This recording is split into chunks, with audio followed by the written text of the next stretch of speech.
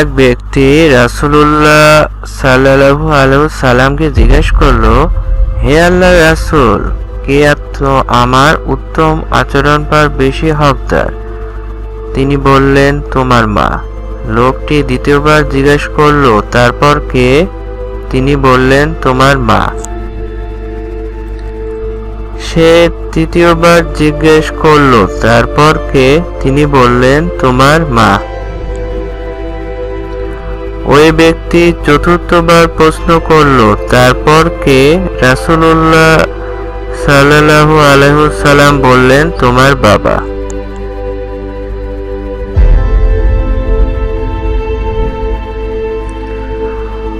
আল্লাহ সুবহানাহু ওয়া তাআলা পবিত্র কোরআনে আদেশ করেছেন, তোমরা মাতা-পিতার প্রতি সদ্ব্যবহার করবে। তাদের একজন অথবা উভয় তোমার জীবদ্দশায় বার্ধক্যে উপনীত হলে তাদেরকে উপ শব্দটিও বলো না এবং তাদেরকে ধমক দিও না। তাদের সাথে সম্মানসূচক কথা বলো। কিন্তু পরিতাপের বিষয় হলো, আমাদের বাবা মারা অধিকাংশ সময় আমাদের থেকে যথাযথ মূল্যায়ন পান না। আমরা যখন বড় হই, দুনিয়াকে চষে বেড়াতে শিখি, যখন মায়ের আঁচল কিংবা বাবার হাতের আঙ্গুল ছাড়াই আমরা চলতে পারি, তখন আমরা তাদের ভুলে যাই। এই বইটি কিছু টুকরো টুকরো গল্প দিয়ে সাজানো। বইয়ের বেশ কিছু গল্প শাইখ Abdul Malik মুজাহিদের loving our parents বইটি থেকে নেওয়া। আল্লাহ তাআলা তাকে উত্তম বদলা দান করুন। গল্পগুলো আমাদের চারপাশের সমাজ থেকেই উঠে আসা। পাঠকদের সামনে গল্পগুলো উপস্থিত করার উদ্দেশ্য হলো বাবা মায়ের প্রতি ভালোবাসাকে আমাদের মধ্যে নতুন করে জাগিয়ে দেওয়া।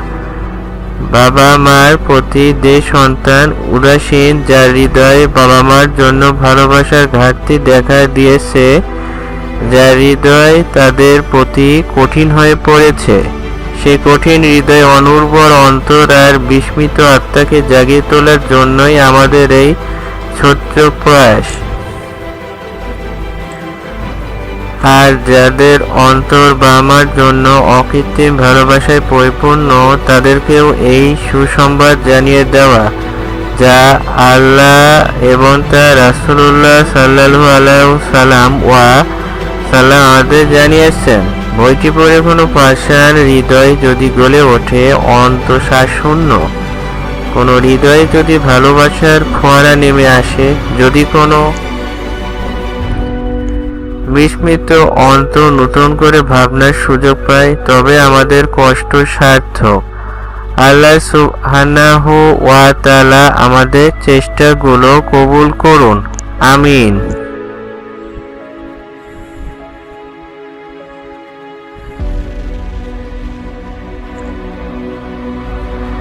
সমকালীন প্রকাশনের প্রকাশক একদিন আমাকে তাদের একটি বই সম্পাদনা করে দেওয়ার জন্য বললেন। বই সম্পাদনা করা যে কি পরিমাণ ঝামেলার কাজ, সেটা আমি কিছুটা হলেও তখন বুঝতে শিখেছি। একটি বই সম্পাদনা করা একটি নতুন বই লেখার চেয়ে কোনো অংশে কম নয়, বরং কোনো কোনো ক্ষেত্রে মৌলিক একটি বই লেখার চেয়ে সম্পাদনার ঢের শক্ত কাজ। কিন্তু সমস্যা হলো, আমি যে তাদের মুখের ওপর না বলে বসবো সে উপায়টাও নেই।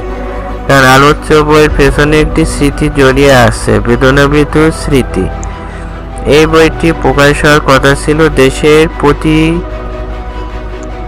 তো যশা প্রকাশনী সরোবর প্রকাশন থেকে। বইয়ের প্রাথমিক খসড়া দাঁড় করিয়েছিলেন বাক্সের বাইরে, এবং তত্ত্ব ছেড়ে জীবনের মতো দুর্দান্ত বইয়ের লেখক শরীফ আবু হায়াত অপু ভাই, যিনি আবার বইয়ের মতো পাঠকনন্দিত বইয়েরও সম্পাদক। অপু ভাইয়ের সাথে সহযোগী হিসেবে ছিলেন আমাদের সময়কার অন্যতম সুলেখক আরমান ইবন সুলাইমান ভাই। সে যা হোক, এরপর একদিন হঠাৎ করে বন্ধ হয়ে গেল সরোবর প্রকাশন। মার্কেটে আসা বন্ধ হয়ে গেল পরো, হেরা এবং বাক্সের বাইরে। একদিন জানতে পারলাম পড়ো এবং ফেরা নতুন করে বাজারে আসছে। কে আনছে? সমকালীন প্রকাশন। যাক, আলহামদুলিল্লাহ, বইগুলো নতুন করে বাজারে আসছে।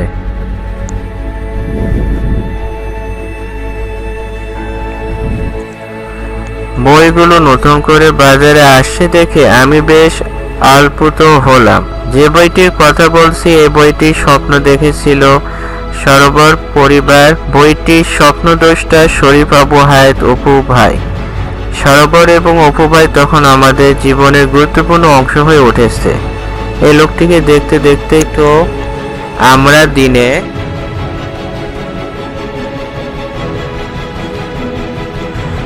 এসেছি। বইটির নাম হলো মা মা মা এবং বাবা। এই লোকটির কাছ থেকে শেখা দিনে ফেরার পরে কিভাবে চ্যালেঞ্জ মোকাবেলা করে পথ পাড়ি দিতে হয়। অপু ভাই আমাদের জীবনে একটি বাতিঘরের মতো। তিনি আমাদের অনুপ্রেরণা, আমাদের ভালোবাসার কেন্দ্রবিন্দু। দায়িত্ব কাঁধে তুলে নিলাম। মা মা মা এবং বাবা আমি সম্পাদনা করব। এখনো মনে আছে, আমার এক সন্ধেবেলা অপু ভাইয়ের বাসায় অপু ভাইয়ের সাথে আলাপ করছিলাম। তিনি বললেন, আরিফ, তোমার প্যারাডক্সিক্যাল সাজিদ কত মানুষের কাছে পৌঁছেছে, মানে কত কপি সেল হয়েছে? আমি মিনমিন করে বললাম, হবে হয়তো 50,000-এর মতো। ভাইয়া তখন আমার দিকে শুধরে হয়ে এক চাহনি দিয়ে বললেন, তোমার বইটি যদি 50,000 মানুষের নিকট পৌঁছায়, এই বইটি মা মা মা এবং বাবা 1 লাখ মানুষের নিকট পৌঁছানো উচিত। এটি সেরকম একটি বই। ভাই আরও বললেন, এই বইটি পড়ে কাঁদবে না, আবেগাপ্লুত হবে না, এমন মানুষ খুঁজে পাওয়া দুষ্কর হবে। আমি যখন এই বইটি নিয়ে কাজ করি একবার ততই আবেগী হয়ে পড়েছিলাম যে আমি অফিস থেকে এসে গরম পানি করে আমার আম্মার পা ধুয়ে দিয়েছিলাম। আমার আম্মা কতজনের কাছে যে করেছে সে গল্প। তিনি বলতেন, আমার অপু আমার পা ধুয়ে দেয়। তো সেটি সেরকম একটি বই। বইটি যে একবার পড়বে তার বাবা মা যদি বেঁচে থাকে, সে বাবা মার প্রতি এমন অনুগত হয়ে যাবে যে যা সে কোনোদিন কল্পনাও করেনি। আর যাদের বাবা মা বেঁচে নেই তারা তাদের বাবা মার জন্য সালাতে দাঁড়িয়ে হু হু করে কাঁদবে। আমি অপু ভাইয়ের কথাগুলো মুগ্ধ শ্রোতা হয়ে শুনছিলাম। এতটা আত্মবিশ্বাস নিয়ে যখন অপু ভাই বললেন, তখন সেটা অবশ্যই ভিন্ন রকম কিছু।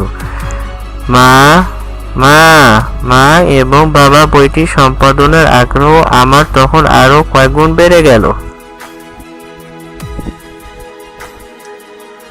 এর পরের মাসের কথা, সবে বইটির ফাইল নিয়ে বসলাম। গল্পগুলো সম্পাদনা করতে গিয়ে এমন হচ্ছিল আমার চোখের পানিতে ল্যাপটপের কিবোর্ড ভিজে যাচ্ছে, চোখটা বারবার ঝাপসা হয়ে উঠছে। আমার তখন মনে হচ্ছিল আমি এখনই উড়াল দিয়ে আমার মার কাছে চলে যাই, গিয়ে তার পা ধরে বসে থাকি, এ যাবৎকালে সমস্ত অন্যায়, অবিচার এবং অবহেলার জন্য মাপ চাই। আমার মন চাচ্ছিল আমি শিশুদের মতো মামা বলে হামাও করে কাঁদি, বাবার বুকে মাথা গুঁজে বলি, বাবা আমাকে তুমি মাফ করে দিও, কত অবাধ্য ছেলেই না আমি তোমার। এর পরের দিন অফিসে জানিয়ে দিলাম যে আমার 1 সপ্তাহ ছুটি দরকার, আমি বাড়ি যাব। আমার ছুটি মঞ্জুর হলো। আমি ঠিক এর পরের দিনই চট্টগ্রামে চলে গেলাম। সারাটা পথ আমার মন বিষণ্ণ ছিল। একটা বই একটা মানুষের মনকে এতটা নাড়া দিয়ে যেতে পারে আমি ভাবতে পারছিলাম না। সেদিন সন্ধেবেলা অপু ভাইয়ের বলা কথাগুলোও খুব মনে পড়ে যাচ্ছিল বারবার।